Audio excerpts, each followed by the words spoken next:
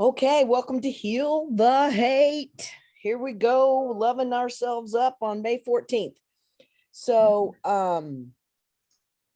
one of the things that I was wondering tonight um, that we might do is each person, hi Eric, each person like talk about what is Heal the Hate in your, like, where do you experience being hated? Like for me, it is LGBTQ LMNOP. That's a place that I can feel and fear hate. And like, can I ever be attacked, or could I ever, you know, am I ever being talked about behind my back because of it? Have I ever lost clients because of it? Am I ever, is there ever anything? Hey, Larissa, hello, hello, hello. So that's one for me.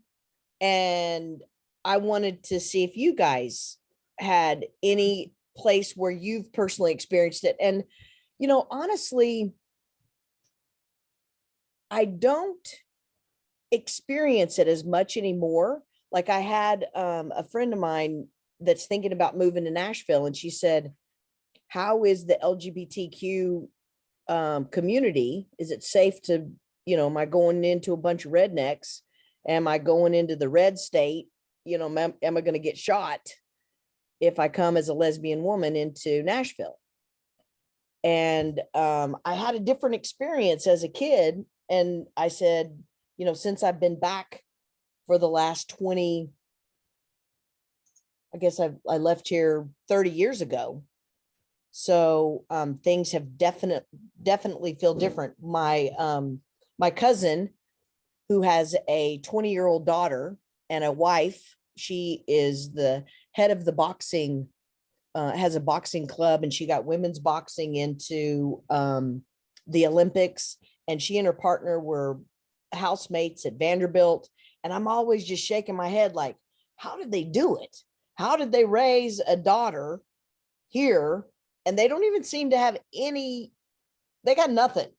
And my uncle and aunt, they're in charge of the PFLAG, which is parents of lesbian and gays and trans and kids.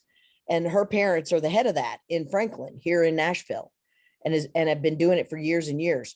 So that's one of the places that I've experienced hate. And then the other place I have experienced hate is just kind of being caught in the middle of vaccinated people and non-vaccinated people, masks and no masks, um, Democrats and Republicans, where I feel like I'm in the middle. Those are places where I see it coming up in my own personal life. With the Black Lives Matter, most everybody in my life, I don't have any overtly racist people. And with elderly and young and male versus female, I guess it comes up a little bit as a woman. I see, like I have a women's group that I lead on Wednesday night, and one of the women in the group had two men that are getting paid more than her and that are getting offers that she's not getting offered. And she's been there longer and is now training the two men that have been hired for more money and having better offers. And so that would be another place that I see hate that would really be nice to heal in the world. So that was just an idea that I had for each of us to kind of share where we have personally experienced any hate, or anywhere we'd like to see some healing. So anybody want to go next? Go for it, Holly. Yeah, I agree with you on the mask versus non-mask, vaccinated versus non-vaccinated. Um, and I will extrapolate that out of, like, I live in a red state and I'm an outsider because I'm new.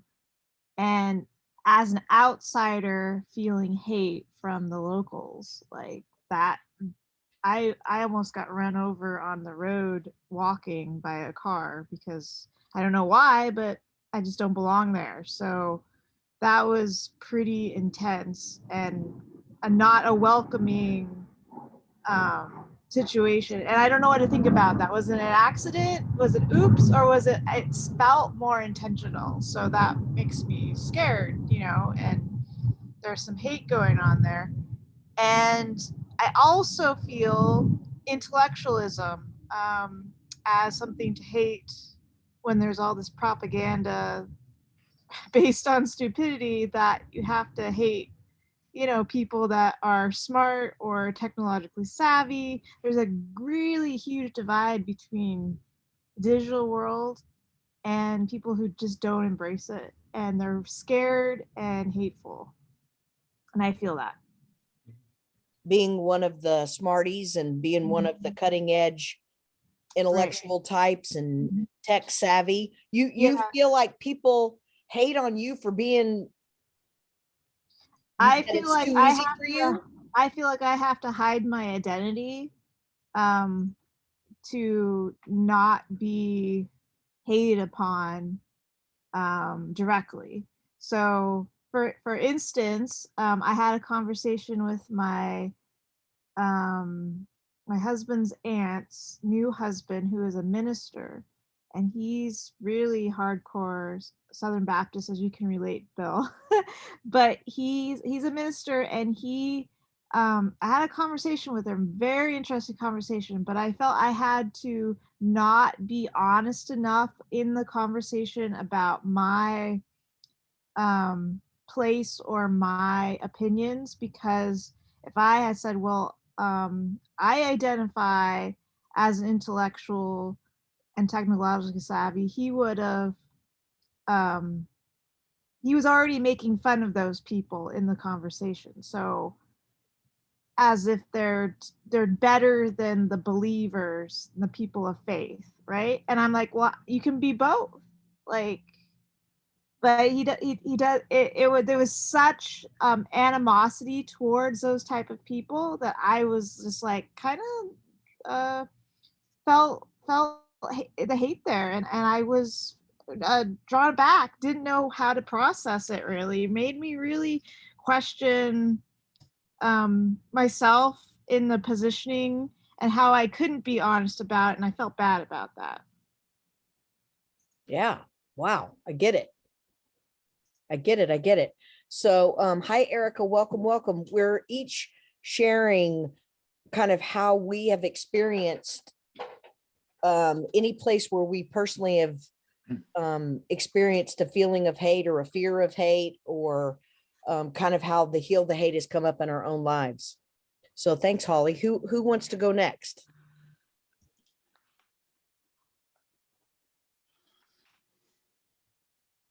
Go for it, Doyle. I have experienced hate around my faith. I had someone come into my office and say, I want to know what you believe.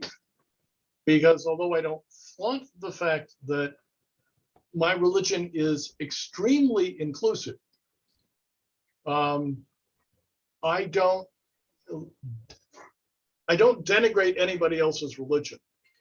But this lady then wound up, once she said, and I went through what I believe, and she agreed with all of it. I was strictly speaking in spiritual truths. And it was like smoke was coming out of her ears, because she knew I thought something different than she did. And I let her off the hook. I said, you asked me the wrong question. You want to know what I believe that's different than what you do? Oh, yes. I said, I think all the religions are right. I don't. I said, okay, we disagree. She left. I also experienced it around this last election cycle, particularly around January 6th. In what way did you personally experience it? On Facebook, I was trying to open dialogues. I was trying to say, come in and talk, not being provocative. And I had people who assumed that I was being a troll. Being a troll? and unfriend me and accuse me of being all sorts of things that I'm not. And it's like, wow, there's an awful lot of anger that goes along with this. That's a trigger for people. A lot of fear, a lot of hurt. Yeah. So you want to say any more about that on the January 6th and the troll and You know, I tried not to in mixed company talk about, what I really thought it was. It's treason. Mhm. What they do for Harper's Ferry. Let's look at history, such as it's written. right? When you take up arms against the country, that's treason. And that may be where they wind up shaking out when they sort it all out. But and I know that much of the media, at least half the media, not much, half the media is trying to downplay it. And we have to, freedom of the press is fostering hate right now by promulgating the lies. Yeah. That it shows that our American education system does not breed critical thinking.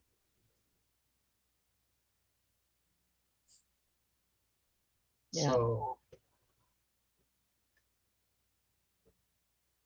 And Doyle, do you feel fearful like Holly, like literally she was going to get run off the road?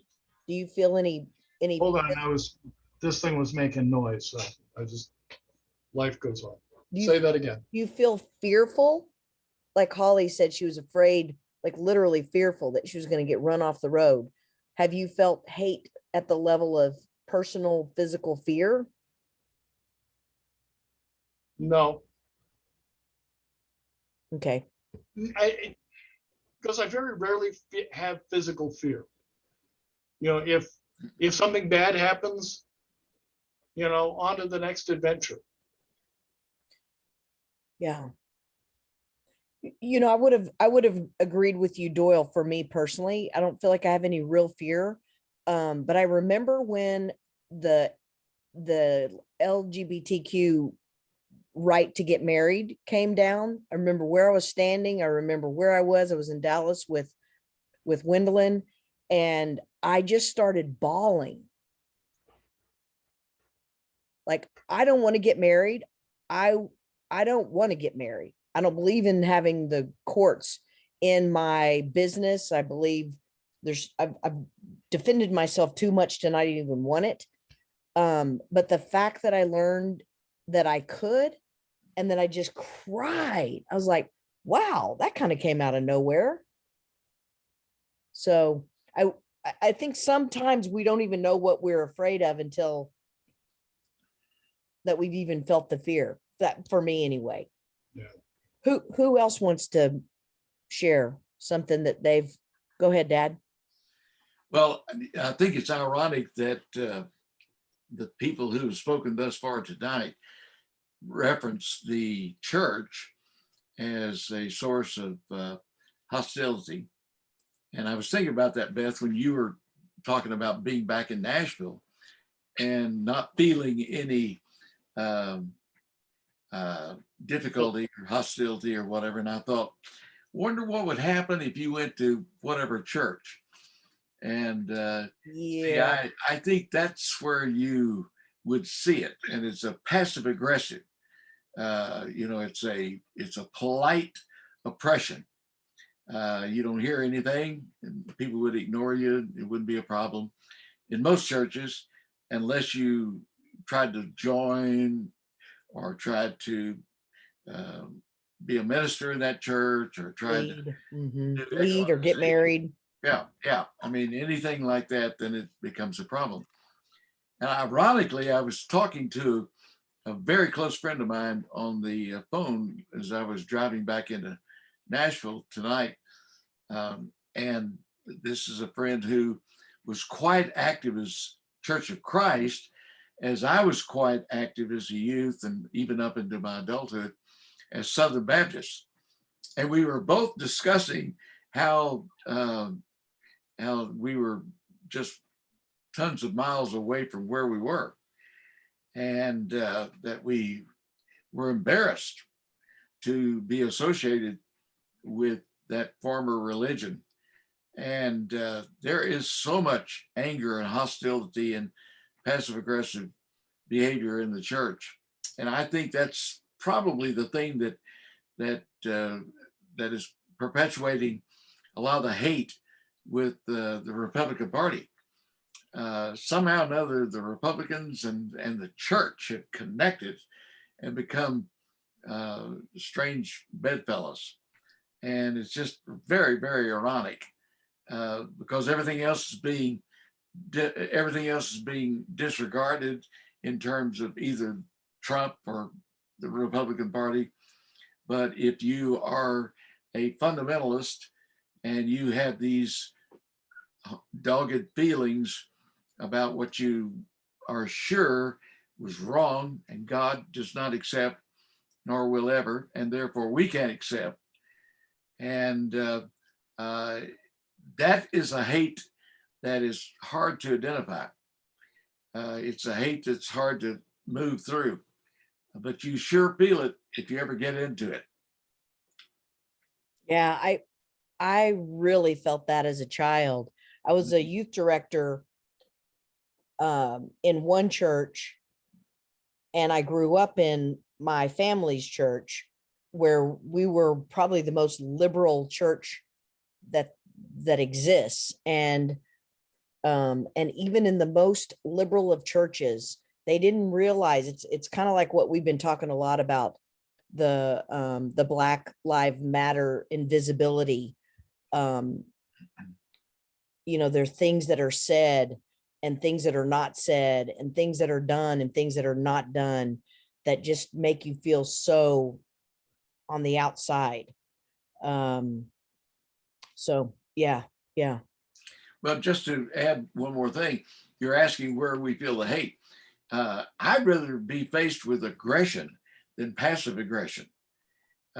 Aggression you can handle, you can face it, you can run, you can do something, you can argue, fuss, fight, whatever you want to do with it.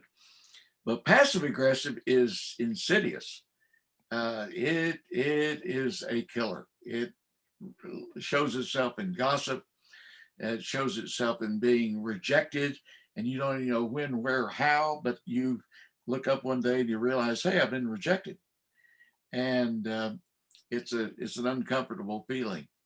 So I would add one more anger. I feel two areas. One, white male is in disrepute at this point in time, and somewhat concerning. And I feel that sometimes for my safety as a white male. And then the other, aging. It is difficult to age and still be considered reasonable or accountable or contributing. Viable. Yeah. So those would be two I would identify. So I would just say to everybody on this screen, stop doing it. Just cut it out. Just cut it out. Especially Holly. No. Or Eric. Okay, who wants to go next? Go ahead, Eric. Yeah, so it's a really intriguing question. I don't know if I've ever even thought about it.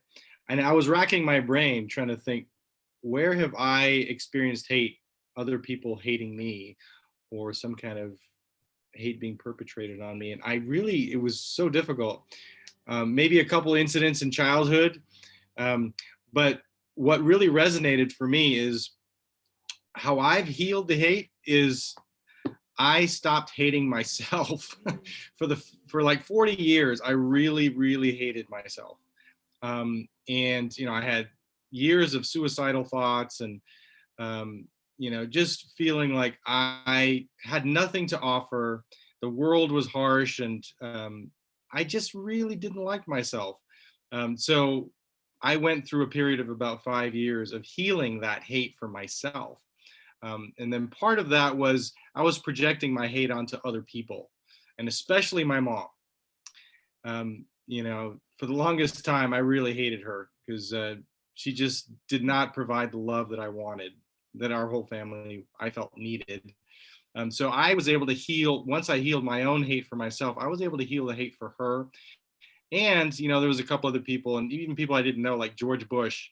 One of the reasons I left New Zealand is because I really hated George Bush and when he got reelected in 2000. I was able to, in that 5-year process, really heal so much hate that I had projected on other people. But yeah, I haven't really thought about, has anybody really shown me hate? I don't think so. Maybe dislike, but it didn't feel like hate. So really my experience of hate is my own, but also what I see, what I know is happening in the world. I mean, there is so much of it. You just can't get away from it. Obviously, what you see in the media, there's so much of it. And, I don't do social media for one reason is because there's a lot of hate there. But I like to surround myself with people who are loving and people who are supportive, people who are seeing the best in other people. And, that helps me feel better about myself, about this world. But I just know there's a lot out there. And to me, the best thing I can do is show as much love, especially people who are in pain or who are angry or who are hating other people. The best thing I think we can do as a society, as a species, is show everybody love, especially those people who are demonstrating hate or experiencing it somehow. They're the ones that need love more than anybody else. And so rather than us hating or matching a certain energy, like, if we see something that's like, oh my God, I can't believe that, we shouldn't be hating it. We should actually show those people love. Hate That's the what hater. we need most. Hate the hater. Yeah. So that's just going to amplify energy. If we hate something, it's okay to not like something or not want it to be true, but we shouldn't be matching that energy with hate if it is hate. So yeah, it was just an interesting question. Thank you for bringing it up, because I was thinking, I don't know if I've ever actually had people hate me, but I certainly hated myself and I've hated other people, but I sort of healed that for myself, and that's where it all begins, I think. Can you repeat my question, Eric, and how you heard it for Melanie and Erica? No, I don't think so. Why don't you repeat it? Because I Okay. think we can all interpret it a different way. It's like, Okay. how have we experienced hate in our lives, right? Yeah. So I was just saying, as we were all coming on today, I was curious and wanted to see how anybody else has experienced hate in their own lives, either hating others or being hated, or fearing hate. And I've talked about the LGBTQ, and Dad talked about seniors, and Doyle talked about religion, and Holly talked about being from California, living in Georgia. And so I think that catches you up, Melanie. All right, who wants to go next? Go for it, Ariel. Dr. Beth, I want to thank you for throwing this birthday party for me. Is today your birthday, Ariel? Oh, wow. Happy birthday! Larissa just messaged me a happy birthday message too. That was so nice. Ariel, I That's didn't so know lovely. it's your birthday today. I know you didn't know. Happy birthday. But thank you very much for the message about my dog, Dr. Beth, and thanks for plugging into that. You know, Yeah. Dr. Beth, this question I wrote down, I was racking my brain as I was thinking, and I love what everybody said. And I love what Doyle started about the church. My whole life, I have felt hate from the church being an I went to I went to Catholic school. I wasn't Catholic, but mom wanted me to have a good education. But I always feel, you know, and now as a speaker, I'm in the woo woo category, and you are speak like I know Erica and Dr. Beth know I will speak out against woo woo. Like I think that is so degrading and dismissive of my spirituality and my understanding of the world. So I feel hated by people that marginalize me by calling me woo woo. It actually makes me angry, and I have to manage that sometimes. And I try to embrace it, saying I'm fully woo woo, you know, to bring it back and own it. But it is a hot button for me because I consider I didn't know I that, consider Ariel. it my spirituality and my universe. So as a speaker, the church sort of seeps into my professional life there. And so that is a place, definitely as a woman, musician and vocalist. I have had a lot of redneck guitar players be sexually inappropriate to me, downgrading me because I'm a woman. I have had to work 10 times harder to get my gigs and to make my voice stand out, and that has felt like a struggle in my life. And sometimes I've had to like be more ferocious and turn on a different part and do an angry energy to fight that energy that I didn't like.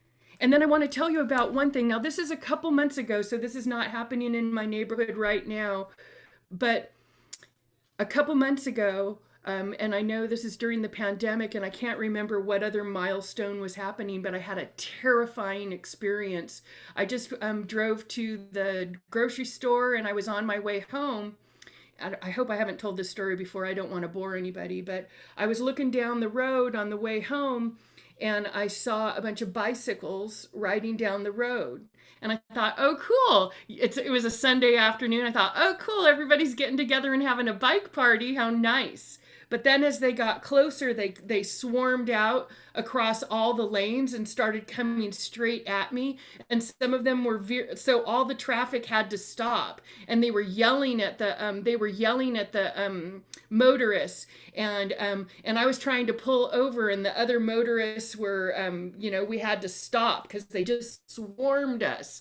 And some of them even like jacked their bikes up and were riding on one wheel straight at me. And one of them, I remember because I locked onto his eye contact. I saw him and I felt that he was attacking me personally. It infuriated me. And my instinct, and Dr. Beth, you know this, my instinct was I was going to open the thing and say, you know, start swearing at him and say, you know, I should run you over. Like, how dare you come at me like that? And, you know, and then I was like, oh God, I better not, because there's like, I mean, there was a whole mob. It was you know, and I realized some pretty racist things came into my mind when this person was doing this. This was a gang. It appeared to be a gang, a bunch of hipsters and gang members, yeah, on bicycles. But then there were also family members. So I'm like, okay, this angry assessment of this, but it was probably one of the most terrifying things. I mean, aside from my dog and a personal event like that, but feeling scared in public, like I was being attacked, and then realizing, is this because I'm a white woman right now, and all these brown people on bicycles are swarming me, you know? And then I really thought about it, because I had a couple friends that were like, are you scared to go walking around as a white woman? And I thought, what the heck are you talking about? I'm not scared. I'm not scared of anything. And I'm going to tell you what, I was scared and pissed at that moment. And I'm glad I'm glad I'm smart enough to be scared at that moment, because I think that it could have been really awful if I jumped out and tried to confront any of those people, you know. But those are my stories of my visceral experience with hate recently. So that was pretty recently. That was probably maybe in January, during all the weirdness and political mayhem. But Yeah, I have felt so. Those are my three things: as a woo woo, as a innocent bystander, white woman driving in my car down the street, and in music as being a white woman as well, being white in some cases, and being female in many cases. Wow. Got it. Got it. Hi, Naomi. Hi, Cecilia. Welcome. Welcome. So Hi. we're each taking turns talking about where we have experienced hate and how that has shown up. Either we have feared being hated or we've experienced people being hated around us. Like where have we personally experienced the feeling of fearing and feeling hate? So who wants to go next? I guess I can go. Go for it, Melanie. I've been thinking about it because I went as far back as my childhood. Like, where have I experienced hate? And it was odd because I'm thinking, I don't know that I have. And then I had to think about why I felt that way, because I mean, I'm sure we all experience hate. I mean, I've had people who were mean to me, but I guess I didn't take it as hate. And I think the person that was the worst and the most hateful towards me was me, because I always felt so different. And so everybody else, I was looking at them, I understood where it was coming from. Fear, I was different. I grew up in Hollywood, and there was a lot of how I got here, what I've done, but we look a little. Phone just came So, on. Oh, sorry. so because So I you was were in different, Hollywood. Sorry. I grew up in Hollywood, and it was mostly Latin. I was a mixed child. So I'm Black and white. My mother is Jewish. So I didn't even have the same religion as most people because it was rare. My last name was Whites. Nobody was named Melanie back then. I was so excited when I heard of Melanie Griffin. So everything about me seemed different than everybody else. Nobody had the same hair as me. There was no one for me to relate to. My mother was white. My dad wasn't in the picture, my biological dad. So there was so much that I think I just didn't like about myself.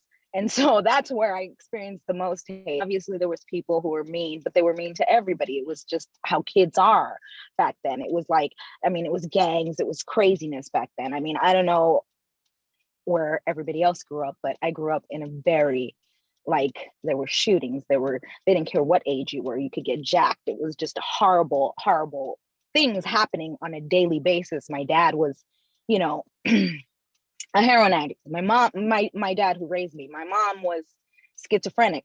So, and then everybody where we lived, because we lived in such a poor area, they all had their own issues. So I realized a lot of it was coming from fear. At a young age, I understood things that I felt like a lot of people didn't understand. Maybe because my dad, even though he was a drug addict, he would talk to me about things because he knew the state my mom was in. So I don't know if I understood it as hate. The only person, like I said, the person who was the worst was me, because I always felt so different. So that's where I experienced hate. So nowadays, when I see people, I understand that it's coming from a place of fear. It's coming from their emotions. Even before I started doing inner work, I realized that, it's coming from this fear, and I don't look at it as so much as hate. I look at it as, I feel bad for you that you're not able to understand the differences. Don't mean you need to be mean and fear me and like say something mean to me, but I don't think I have that happen. I don't even have, like, I haven't had too many direct, like, racist things happen to me because I grew up in California. Not to say that it doesn't happen. I mean, there's obviously things with jobs and things like that, but maybe I don't understand like how to even express it, because I don't feel that I've had a lot of situations where people were being directly hateful towards me. I see it towards other people, but personally, besides me and my own stuff that I've dealt with and learned to like love me and all my flaws, I was the most hateful to myself. I don't know if any of that made sense. It makes 100% sense. I'm following you completely. I'm wondering you said you experienced hate around you. Where did you experience hate around you, even though it wasn't towards you personally? Well, I mean, there were gang members, and it could be. I mean, I guess you can consider it hate. I mean, I don't know. I just had a different understanding of it, but I was in fear a lot because I mean, I don't think that it was a need. Like people needed things. Like people, I mean, where I grew up, when I came to the Valley, for instance, my understanding is like, okay, I came to the Valley and I saw people who were gangbanging. And I'm like, but you live in a house and your parents have your own room. And like where I grew up, people didn't have that. We didn't go summer clothes shopping. We were poor. Like it was poor. My mother was on welfare. Like we everything we had credit at the liquor store until she got her check. And like it was a different lifestyle. So it wasn't coming out of hate, it was coming out of need and I don't know, fear and whatever.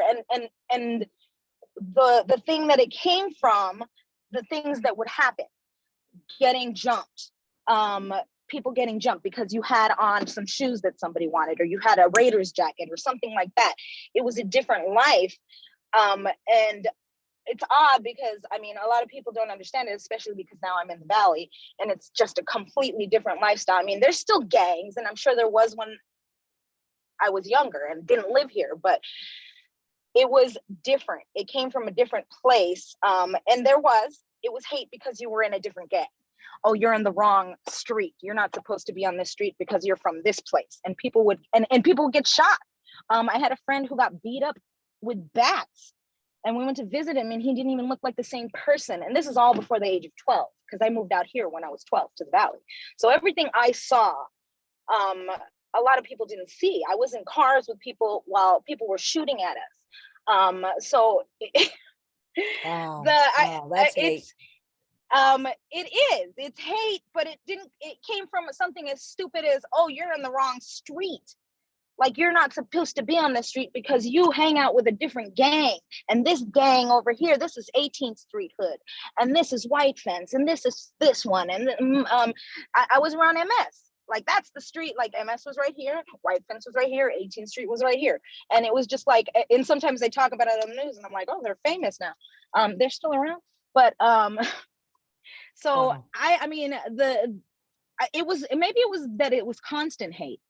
Maybe that's why I'm not wrapping my head around it, because that's just what I lived in. It was fear and like, okay, can I walk down the street today?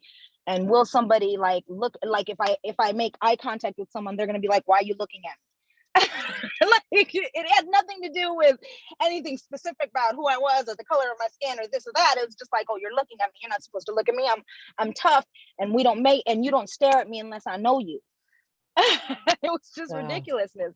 So maybe I'm having a hard time wrapping my head around it because I was around so much of it and it was all there was. And then there was my mom, who was schizophrenic, and my grandmother, and she was racist. So me being mixed wasn't quite the plan. So the things I heard from them alone was, and so I think there's a certain piece of me that understood that they loved me. And so was it coming from a place of hate, or was it coming from a place of ignorance, like or programming, because that's what they grew up believing, a certain thing. And even though I came from their same DNA and I'm their child, like they would say things like, I mean, you know, I would get called the N-word. I would you know, by my own family when they were pissed. So but I think it's like an understanding of, okay, it doesn't it comes from a place of ignorance. It comes from a place of like them just being told that, you know, certain people are a certain way and not really understanding that, you know, just because my skin color is different or my hair is different or my religion is different, it's no reason to hate me. Yeah. I'm the same as you. Like we're all the same. Like we all have problems. We all breathe the same air. We bleed the same blood. Not the same blood, same color. I don't know, but you know what I mean. I don't know. My take on things is a little different because I had such a crazy childhood, and then I came to a place where I was in the valley, or a different area. Sorry. Melanie, Melanie, California. If she turned off her video, it might help. Like if hey, Melanie, Melanie. to walk down the street and not if you worry. turn off her video, it might help her sound catch up. I can't get it to turn off. Hey, Melanie. You're the host, you could do it. I'm hitting the, okay, ask to unmute. Melanie, hang on 1 second.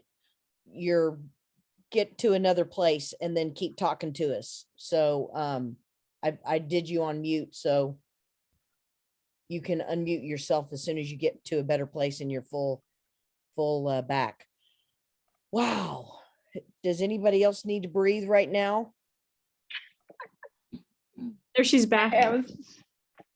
Well, I just want, I am back. Can you hear me? I can hear you now, Melanie. I just want to pause a second. That's a lot. Yeah, I guess that's why I have such a different perspective on all of this than a lot of people, because I've witnessed so much in my life, and most of it before the age of 12. Because once I came to the valley, it's like, oh, you're safe. This is safe. Why y'all? I couldn't understand people who wanted to do bad things, and because I understood why the people where I grew up did them, because they were poor. They didn't have anything. They didn't have anything. Like we needed. Some people didn't have money for food. I remember drinking powdered milk. Has anybody else had to drink that? It's horrible in cereal. Like, and you know it, but it's something. But we went to the church to get that because they give away food. So like, I went from that to living in a house because my dad married somebody who had money. And I mean, it wasn't because she had money, but you know. And so I got to see two sides of life. Yeah, I cannot even really imagine how crazy making all that is. It's a bit, yes, but I think it also gives you a broader perspective of things. I just Absolutely. feel like it does. I don't know. No, And it's a gift to survive it and to be able to, and not be a serial killer. Yeah, I know. yeah, and to be able to be a witness to your life, to share that, to awaken us to that experience as well without having to go through it. And holy crud. I think it's always fun. I always find it like, I don't know, it's a little like, I've gotten better about speaking about it because it is what it is. It's just, it was my life, but people always have that reaction. And I'm like, there were people who lived around me, but I never meet anybody. I invite you not to minimize it, Melanie. I invite you to really get how extraordinary you are and how extraordinary your life was. And it says a lot to be who you are now and what you've accomplished now, surviving what you've accomplished. That is extraordinary. Thank you. I guess it's not that I minimize it, it's that I wasn't the only one who lived that. I mean, obviously I had my own circumstances, but I mean, there was a lot of people who lived around me and a lot of people who grew up the same way. And so whenever like I'm like, how come I never meet any of those people? Like, I mean, it's crazy because when I tell people, and I know I live in a different place now, I'm not in LA, but I mean, I guess maybe that's why I think you're right. I do minimize it a little bit because I guess most people haven't dealt with the things I dealt with. So and just because I'm hungry doesn't mean that I have to care that other people in other places are starving. Like, I can still be hungry. Like, you matter, even though there were hundreds of people around you that also mattered. What matters is that you matter to you. Does anybody want to say anything? I want to make sure we all get a turn here, Melanie. I want to honor your Thank you. story and appreciate your honesty on all that. It's breathtaking. Go ahead, Erica. I love how you were telling this whole thing, Melanie, this whole story while your little one is right next to you. And she's hearing one side, she's hearing just what you're saying, not what, just anything that we're saying, but that's just so, I just imagine the brain that she has is such a different brain than, what you have with what you've seen and what just amazing. Like, this is a young person coming up into this world and having you as their mom, it's really cool. So I bet they're getting lots of knowledge from you and love and wisdom. So I may keep her a little sheltered because of what I've gone through. Something I work on. Understandable. Well, Yeah. Erica, how about you? What hate have you been around or experienced, or what's your bubble of this? So I grew up on the East Coast, and Brooklyn, Queens, and Long Island.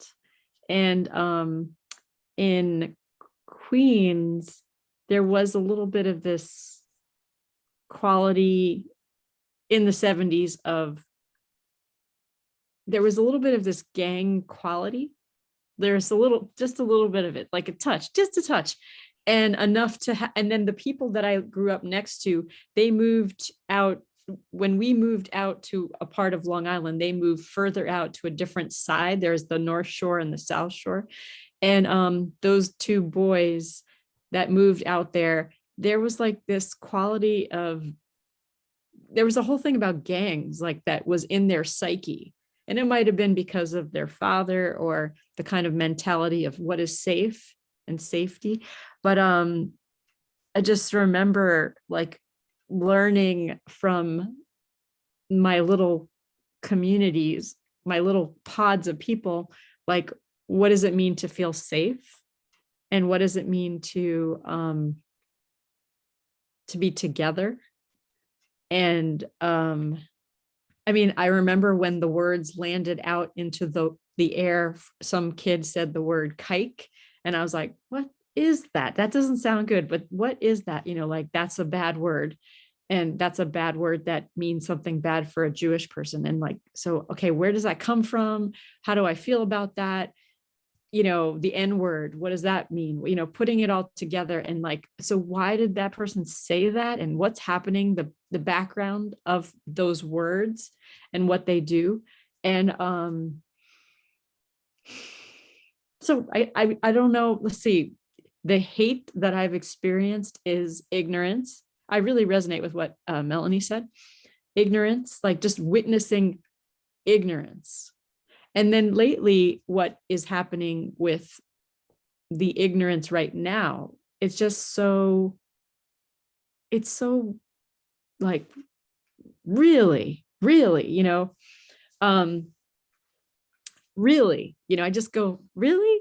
I had a chance to be in Pittsburgh, which is actually where I was born. A couple of years ago, a cousin of mine's child had a bat mitzvah, and we were in the same place as where we were in the same vicinity as where there was a shooting in Pittsburgh.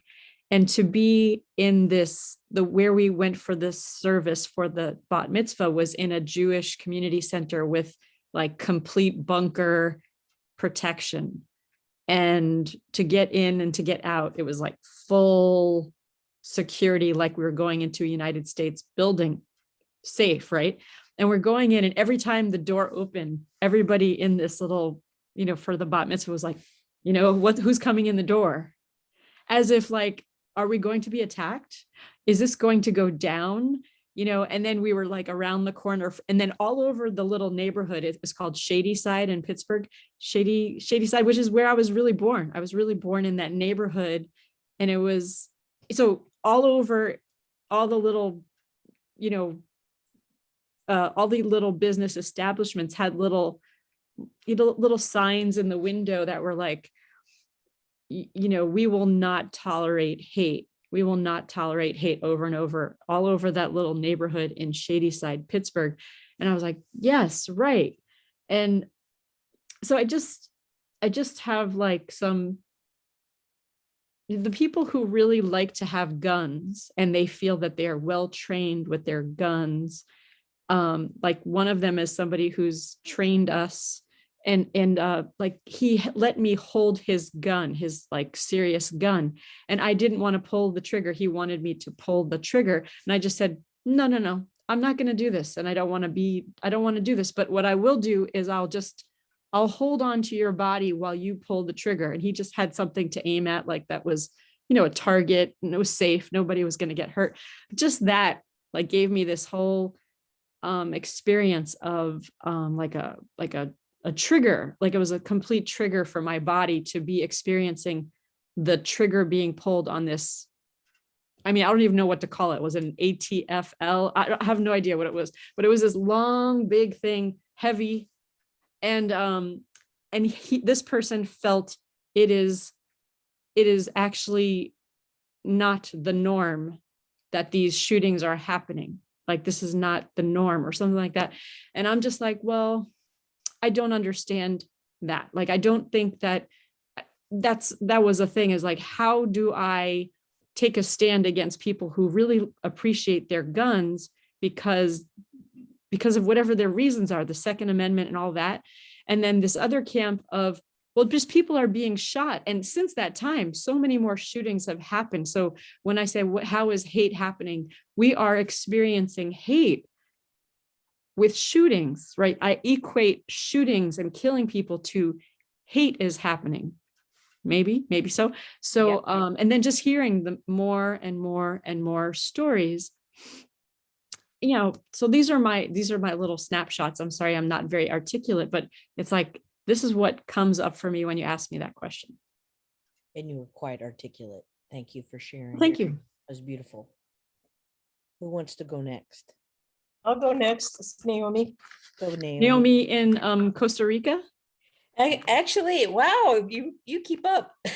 I actually just got my 10-year ID for Ecuador. I'm living in Vilcabamba, Ecuador. Yay! Congratulations. My version of Wow. heaven, my version of heaven for sure. Anyway, regarding hate, it's an interesting question and a evocative question, Beth. So great that you are creating this forum for people to express and possibly release all they're holding. So I'm Jewish, and my father was a field dentist in World War II. And I was born shortly after in a small town in upstate New York in the Adirondacks, where there's something called the 5 o'clock shadow, which means that after 5, you know, if you're Jewish, you don't get invited. And we were excluded from the country club. These are things I only found out later, but it was certainly a community that was bigoted against Jewish people. And since I was born in 1947, shortly after World War II, and my father was probably suffering PTSD, he was in Normandy, which never got addressed. He was emotionally distant. And I was, you know, we had to write book reports, and we had a library full of books, and my father would consistently pull down Jewish authors that were addressing anti-Semitism. So I was fed a real intense diet of keep your passport ready and your eyes open all the time that I was growing up. And I remember being called a kike by the neighbor kids, and they're throwing stones at us, which I didn't understand. And then my mother had explained that. And I was under 5 because I was in the old house.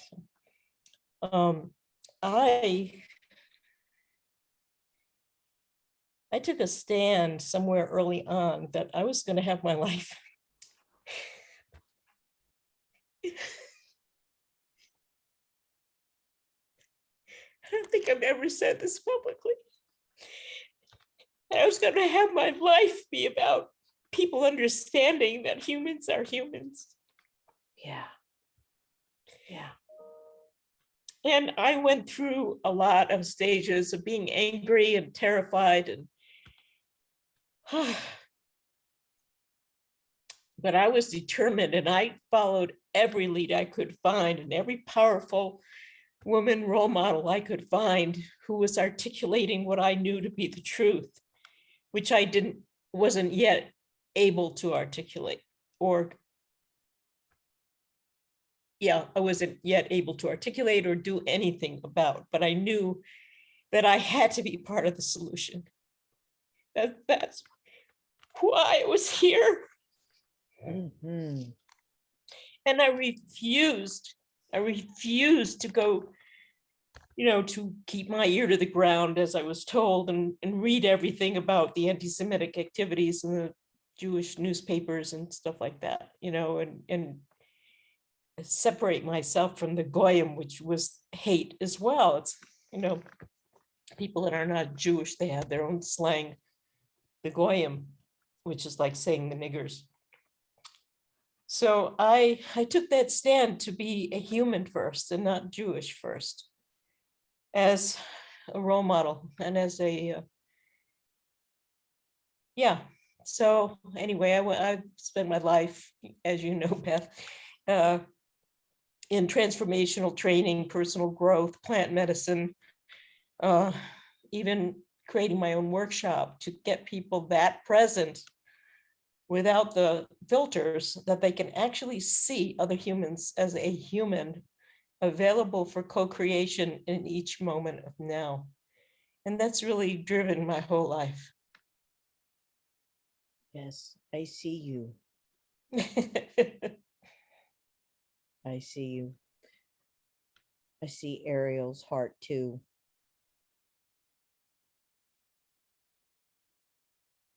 Thank you for listening. We see you. We see you.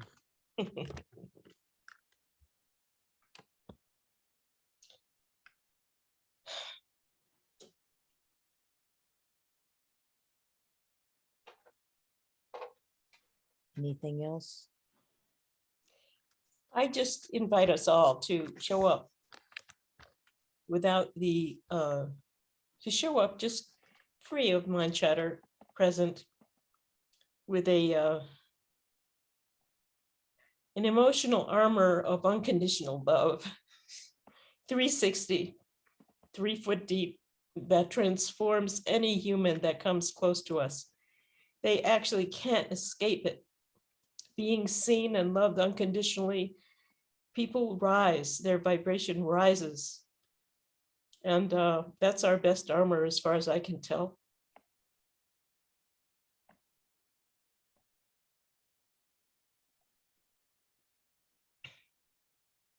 Yeah. Love you all. Thank you all for showing up and for being in this conversation. So grateful you're here, Naomi. What time is it where you are? Oh, let's see. It is about 5:30 AM or PM? p.m. PM. Okay. I'm only 2 hours different than you, Okay. 2 hours later. 5:30 PM. You're actually exactly with me, Naomi. I'm in Central. Oh, you're in Central. We're on I the didn't same. know. We finally, you know how you do this with people? Yeah, Naomi, yeah. we finally hit. Yeah. I thought you were on the West Coast. I'm in Nashville with my daddy and mom. Oh, how cool. Mhm. All right. Thanks. Who's next? Larissa? Well, one of the reasons I've waited to go is I don't have any stories. I mean, and going back to my childhood, I have no idea. So I'm more a matter of being a square peg in a round hole. I certainly have many instances of that. So feelings of differences, and it could be to some degree that I choose not to engage, or otherwise I'm deliberately oblivious.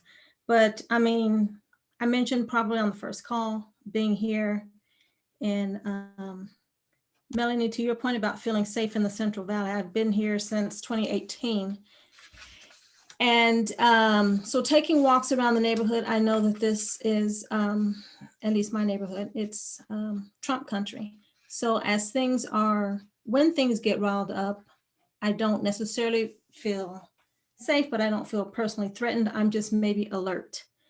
So that's really the gist of it. So I don't know. I just probably blanking it all out, and I just choose not to see it. So certainly, yeah, no, I am definitely not walking around saying everybody loves me and life is, perfect. I'm not naive. But I don't have a real sense of personal hate directed toward me. I will say that when Holly was talking about being from California, and how maybe she felt she had to hide her intelligence from others. I mean, I have had that situation where people felt that I've talked down to them.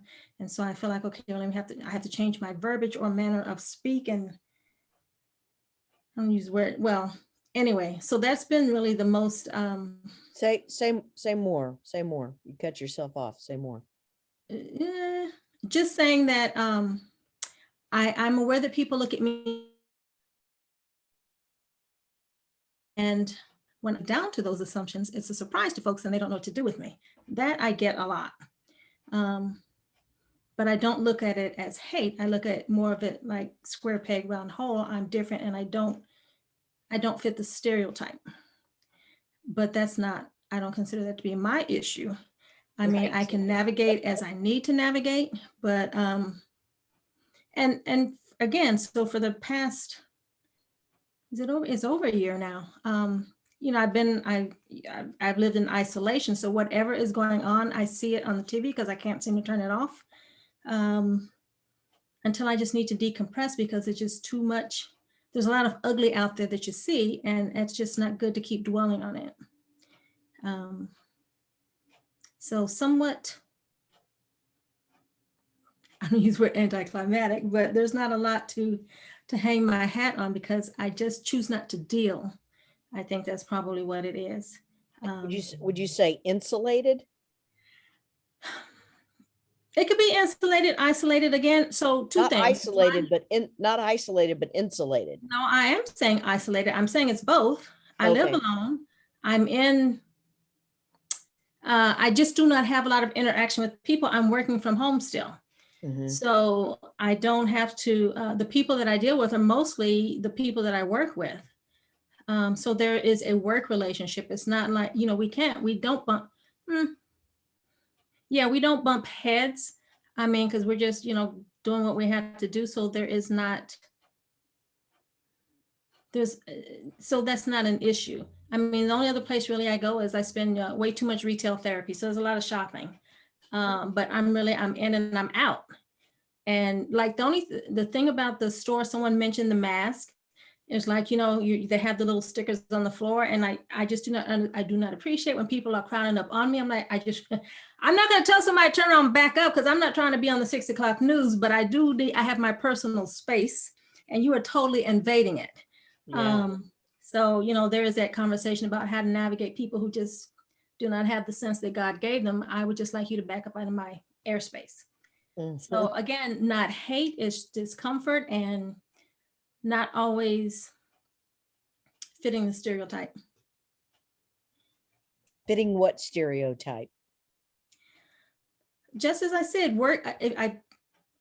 I don't like to be repetitious, but my industry is affordable housing, and so I know that for some people, people think certain things about affordable housing, and to be because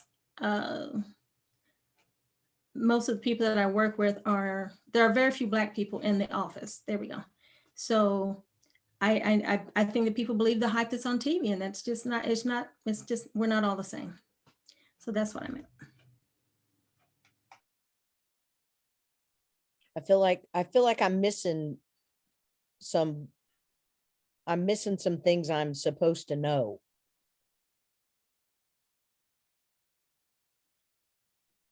I do not know where your psychic hat went, Beth. What do you want? I don't know what to tell you. So if you have questions, maybe we're gonna answer questions, but I don't, certain things you're not supposed to know, or excuse me, certain things that you are supposed to know, I don't know. I mean, I feel like, I don't want to say this.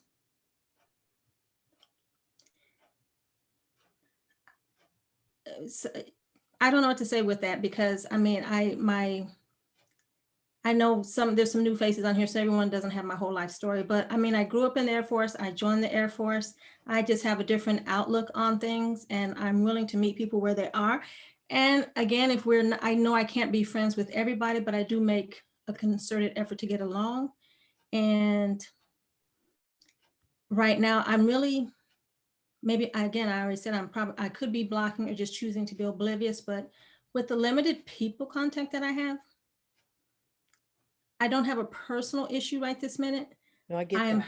I'm disheartened with what's going on at the world at large. Mhm. And again, feeling like the need to do something. And so I'm making small inroads, if you will, Yeah. to trying to make it a better place. But that's really, So what I'm hearing you, and thanks for letting me push, because I care and I really want to understand, and I felt like I was missing some of the things that I wanted to understand better. I get that you're saying you're personally not experiencing the hate. You personally, nothing's coming at you direct, and yet you're still very present to and aware just from what you're witnessing and in the world, and none of that's feeling like it's really penetrating you because you're feeling protected in your space. Was that true? Did I get it? well, I can't say nothing is penetrating because I feel the weight of the world, that is for sure. But I don't take it as personal. I take it as belonging to a category of people that is not welcome. That's not even the right word. But personally, as a person, Larissa does not like to be the center of attention. And I feel that because there's a lot of emphasis or attention, this Black Lives Matter movement, now walking around, running in and out of the store. I'm not walking anywhere, but anyway, with the walking, yeah, now I'm wearing a t-shirt that says, "Look at me," and I don't like that. Just because of your skin color, you feel like the whole world is seeing you as a Black Lives Matter movement? Yeah. I get it. Thanks. Okay, Cecilia. I think you're last but not least. And what we were all sharing, the question I started with in the beginning was what's your experience, your personal experience of hate, and your personal experience of fearing hate. And we've had everything from feeling self-hate to LGBTQ to women to a lot of church stuff. So it's your turn.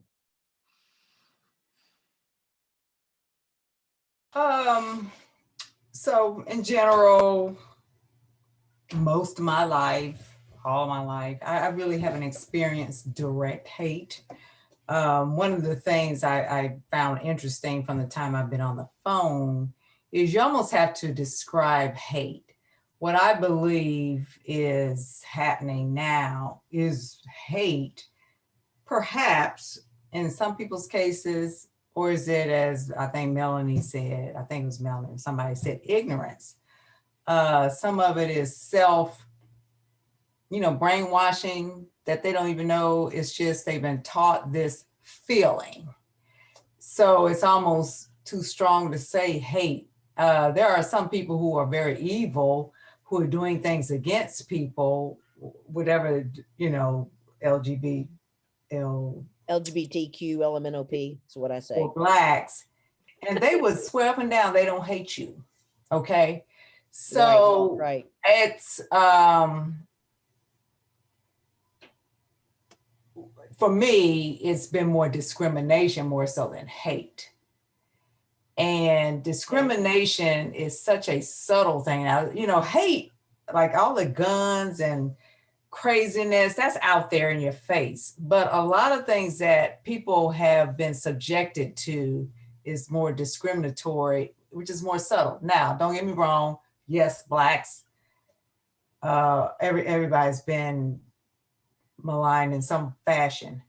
But what I would say also to that is many groups, Blacks, Jews, and well, Asians now. So I'm going to use those three groups because we are just now getting into the gender thing. It's a little newer and well, in some way, in terms of outwardly, okay? It hasn't been like decades of a group of people assaulted.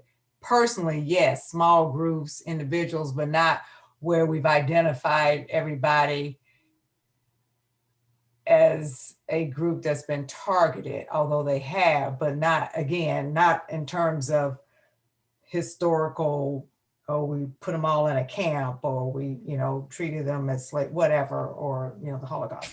So the reason I say that, and what is somewhat of a common denominator is most of us won't even talk about what we've experienced, quite frankly. And we have learned to deal with it. We were told how to deal with it. We were taught to deal with it. And so I've been, just Sunday, I was reading two different things about Asians and how many of them don't want to talk about what has happened to them. The older generation said, no, we don't talk about this. Whereas the young generation are like, well, yeah, I want to talk about this. I don't want to be quiet about this. So this is a new area for people that most people really don't, to use my sister's words, they don't want to be out there. They don't want to be in the middle. They, you know, thankfully we do have people out today who do want to. Me personally, I choose to speak up. If I'm in a conversation, I heard somebody, you know, was a couple of days ago and they made a statement. But it's a practice that I'm choosing to hear differently and speak up and say, nope, that's wrong. Where did you get that from? You know, but most of us didn't grow up like that. Most of us have been taught to be quiet, shut up and color, go to work, go home, stay out of trouble. And if we had feelings, you talked about it amongst your family or, you know, other people, friends. When things happen at work, you just talked about it with some other like people who say, yeah, here we are again. So to be able, but what I will say personally, so while I haven't experienced out and out hate, have I had a few people that, you know, walked around me or were just whatever. Yeah. But even that, you know, you couldn't really put your finger on it or say directly what it was. And so, you know, if you're brought up a certain way, your parents told you how to stay out of trouble, you learn to navigate around all that sort of thing. Mm-hmm. Now, there's so many crazy people today, you know, a lot of us might not be able to navigate around it. I don't know. So, I mean, that's kind of my answer to your question. But a lot of people who are, if they can speak out about it, I mean, you know, it's like a self, you know, you gotta do some self-analysis to be able to talk about it. But I know the last year, it has made me think about things that happened in the past. And I call it just kind of picking off a scab a little bit, you know? Mm-hmm. Yeah. I remember having this feeling. I remember how I felt. Yeah. So hate, I think for me, it comes in different forms. A lot of times when we think of hate, we think of something very violent, but hate is not always very violent. It could be very subtle towards a group of people or a person. Mhm. And so it's one of the reasons why this is so very difficult. And then the ones who are the perpetrators, like I said, you know, they can rationalize, they can lie to themselves.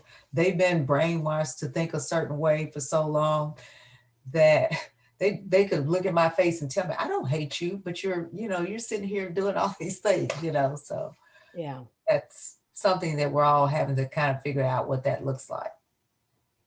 Yeah. Yeah. Ah, this has been amazing. This has been amazing for me, and I want to know what this has felt like for you guys. We've got about 10 more minutes. So 1, 2, 3, 4, 6, 7, 8, 9, 10. So if everybody had, you know, kind of 1 minute to wrap up what's your takeaway, so that everybody gets a turn. And then we'll do a 1 word out and wrap it up. Hi, Kimberly. Welcome, welcome. We're finishing up in 10 minutes, so you can just kind of listen in and keep you posted. One other quick thing that I wanted to say was I was in a Tony Robbins event one time, and some Christian guys were saying something to me about, you know, we accept who you are about your gayness, but we don't approve of it, but we accept you. And I said, you know, I really appreciate your acceptance, and I'm going to go over here. And because I really want to be around people that absolutely love and adore me and don't just have to tolerate and accept me. And I left, and I saw them later, and and I just threw my arms around them, gave them a hug, and they're like, I'm like, what? Everybody was hugging everybody, and I just gave them a big hug. And they're like, we thought you didn't like us. I said, no, I accept you guys. I totally accept you. I just want to be around people that love me exactly as I am, and we can see the world different ways. I have just tons of love for you.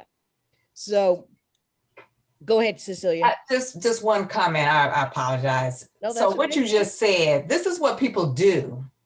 They throw their issue back on you. Yep.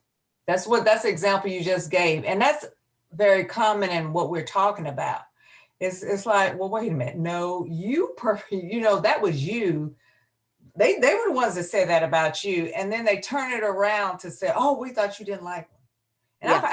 I've been told that. It's like, why? Why did you say that? I didn't say anything. I didn't do anything. I haven't treated you that way. So why are you putting that on my shoulders? So, yeah. Okay. Mirror, projection. Yeah. So who do we want to be in this? So I'm curious. I'm just going to kind of go through the screen if it's okay, so I can keep up with who's next. Dad, what's your takeaway from this today? I liked what Eric said earlier about that self-hate is often the beginning place for resolving hate. And as a youngster, I can recall feeling that I was not liked, and maybe hate would be too strong a word, but I felt like I was not liked because we didn't have as much money as other people in that town had. And I wasn't an athlete, and I wasn't handsome, and didn't have anything that was going for me at that time. And so I just felt like everybody else felt the same way about me. You know, hey, he doesn't have anything going for him, so I'm not going to like him. So I just kind of internalized that other hate, which was really my problem. And I'd love to say that 4 years later, I captured that and dealt with it and resolved it. But at 83, I'm still working on it. And fortunately, I live with a psychologist over here a few months out of the year. She's been giving me a hard time. So that's the hate that bothers me probably the most. But I appreciate Doyle Eric kind of bringing us into that thought process. Thanks, Dad. I love you, Dad. Doyle, what's your takeaway? I'm indebted to everybody that has shared so openly and deeply. That because they're experiences that I've never had. So to even understand, how people live through this global world and see, the world differently. We're all facets on this same diamond, but the light goes through us a little differently. Thank you. Thank you all. Thanks, Doyle. Holly? Yeah, I like Doyle. I want to recognize everybody's story and how personal and deep everybody's story was, because like I feel I haven't experienced that degree of hate as some of you have expressed in your life, and to the point where you didn't know how to articulate it. That was powerful, or identify it in a way to process it quite yet. And I also appreciate Eric's story about self-hate. Like I didn't even think about that, because I've had stigma around mental illness and having that, and then hating that, but then healing that. And that's a huge triumph to go through healing self-hate. So that I applaud you, Eric. Speaking of Eric, I'm gonna do you last Ariel birthday girl. Eric. Yeah, well, as always, I so appreciate everybody's perspectives and experiences, because it can be interpreted so many ways. We can feel and experience it our own way, but when we hear it from other people, we're like, oh my, I didn't really get it from a deeper perspective almost, or a deeper level of kind of understanding like what people actually go through when they experience it. So it's always very enlightening. I always get medicine from what everybody shares. What Naomi shared really resonated in that if we can just see ourselves as human beings, that we're not different from each other, we're actually the same. That's really how we heal it. Instead of seeing all the differences, appreciating the differences, but really seeing all the similarities, that we're all basically the same type of people, same emotions, same desires, same characteristics. It's like we are the same. If we can see ourselves as similar instead of different, that to me is the avenue through the hate. But yeah, I just so appreciated everybody's shares, and just appreciate you guys for who you are and what you've gone through. Thanks. Erica. Yeah, I'll have what he's having or she's having. It's all really good. And I think there's a lot of healing in the listening, and so that's what I want to share. So many good things here. Thank you so much for sharing. Naomi. Thanks, Erica. Well, I just feel full, even though I joined the call a little bit late. I just feel so appreciative of each of you. The level of engagement is extraordinary. And recently I renamed my workshop that I offer, that's experiential and body-based, to call it instead the art and pleasure of co-creation. Love it. Love it. So in each moment of now, we can co-create the moment. And I think we're all electromagnets, and the higher our vibration, the stronger our magnetic field,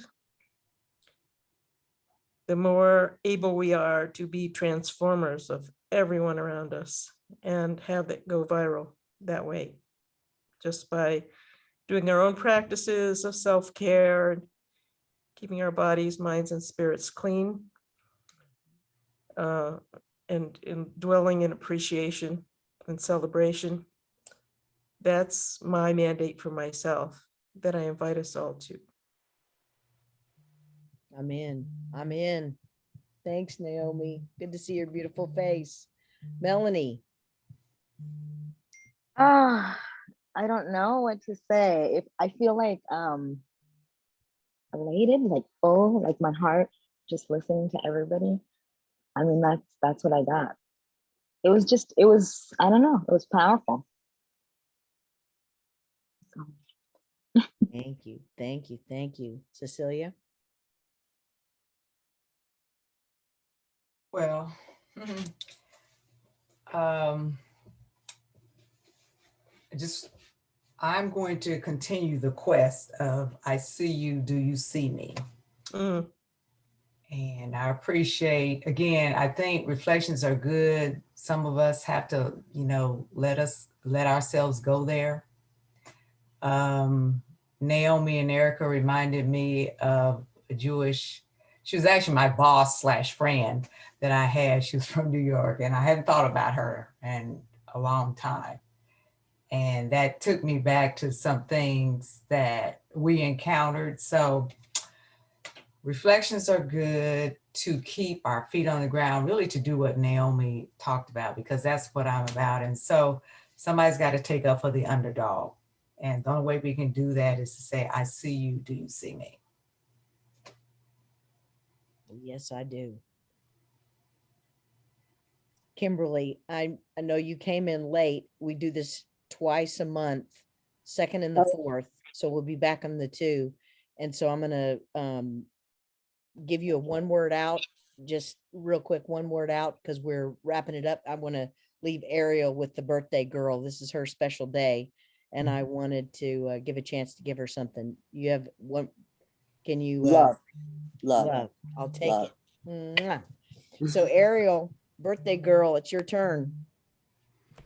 What a wonderful time, and what a wonderful way to spend part of my birthday day with all of you. Eric, thank you for talking about self-hate, because I'm a huge fan of self-love, so that always brings it back for me. And I just love Melanie's share, and Naomi, so wonderful to hear you say and remind us all about just that humanity. And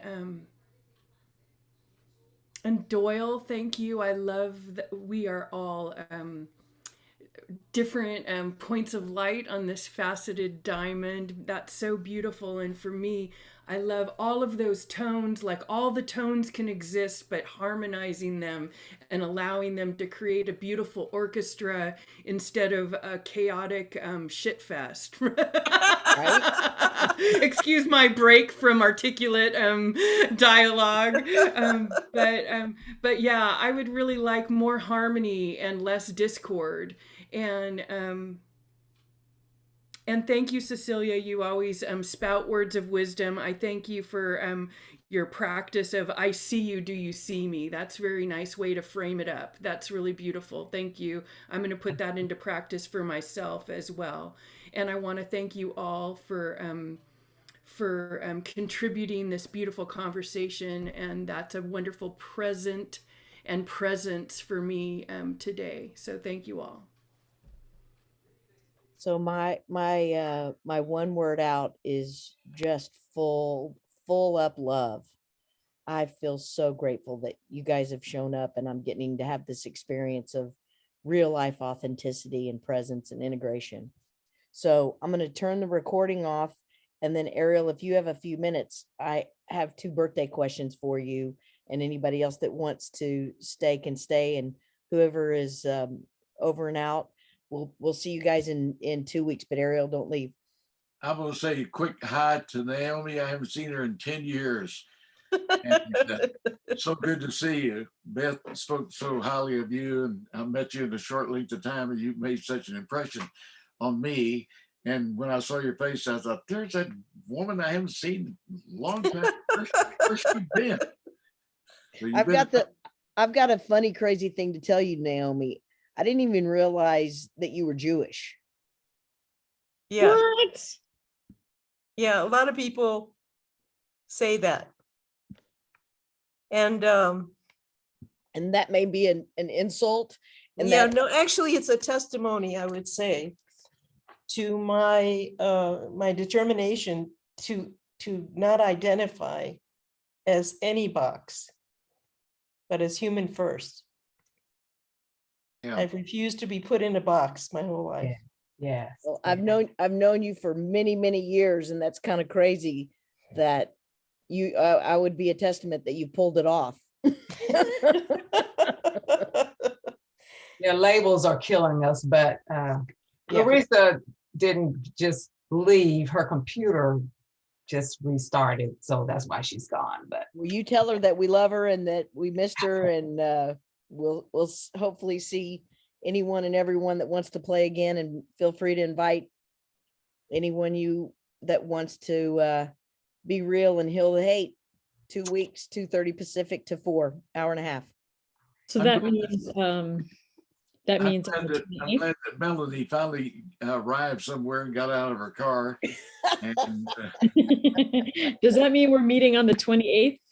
Yes, if that's 2 weeks, yes, Okay, because it's not the second and the fourth. Okay, it's the second and the fourth. Okay. it is the second. Yay. Awesome. It's 2 weeks from today, whatever that is. It's getting me all mixed up. All right, so I'm stopping the recording.